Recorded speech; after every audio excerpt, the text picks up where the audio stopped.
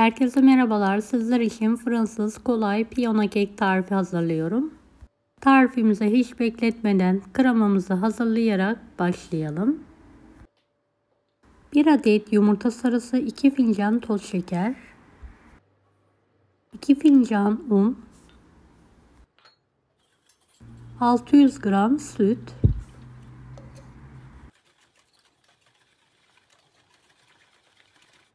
malzemeyi homojen olana kadar karıştıralım.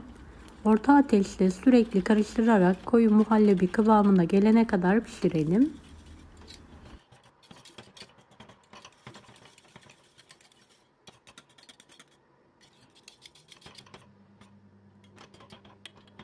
Evet, kıvamı aldı. Altını kapatarak soğumaya bırakıyorum.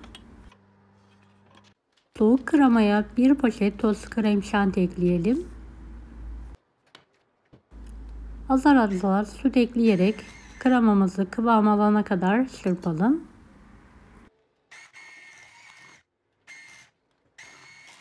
Süt miktarını kremanın kıvamına göre ayarlayabilirsiniz.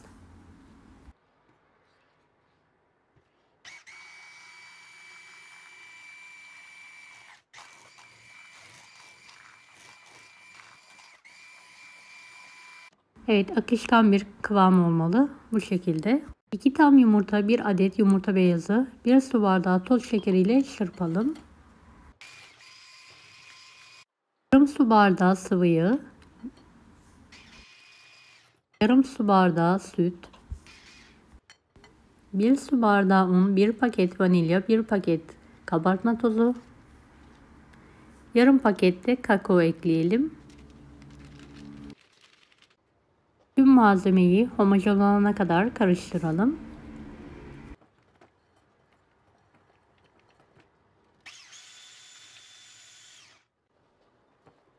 Evet, hazırladığımız kek harcını yağlanmış tavaya dökelim.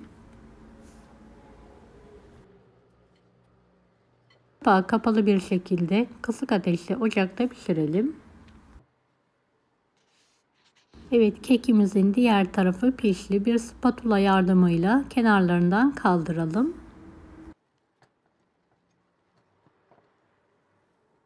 Fırın kağıdı ve pasta tabağı yardımıyla ters çevirelim.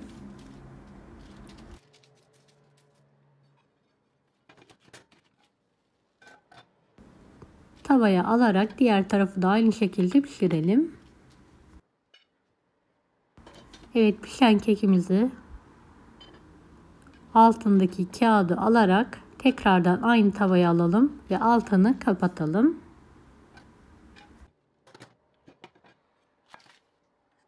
Su bardağı süt, 1 yemek kaşığı kakaoyu biraz ısıtarak sıcak kekin üzerine gezdirelim ve biraz bekletelim.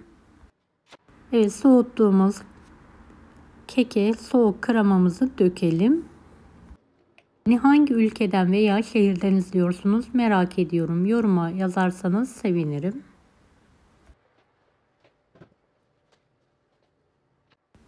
Evet, üzerine bolca kakao serpelim.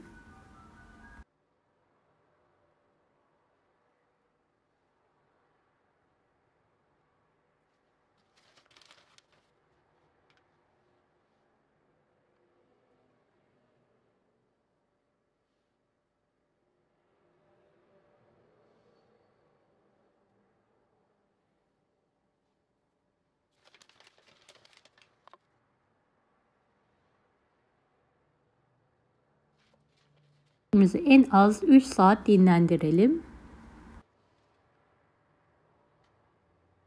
Dilimleyerek servise hazırlayalım.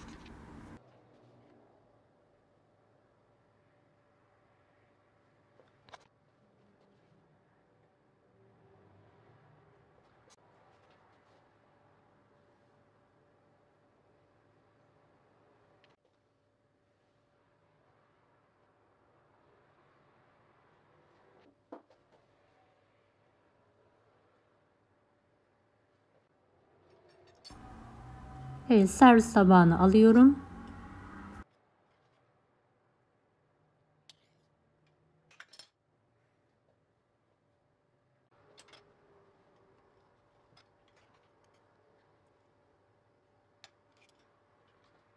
Piyano kekimiz yemeğe ve ikrama hazır. Afiyet olsun. Deneyecek olan herkese kolaylıklar dilerim. Kanalıma ücretsiz abone olmayı unutmayın. Bir dahaki videolarda görüşmek üzere. Allah'a emanet olun. Hoşça kalın.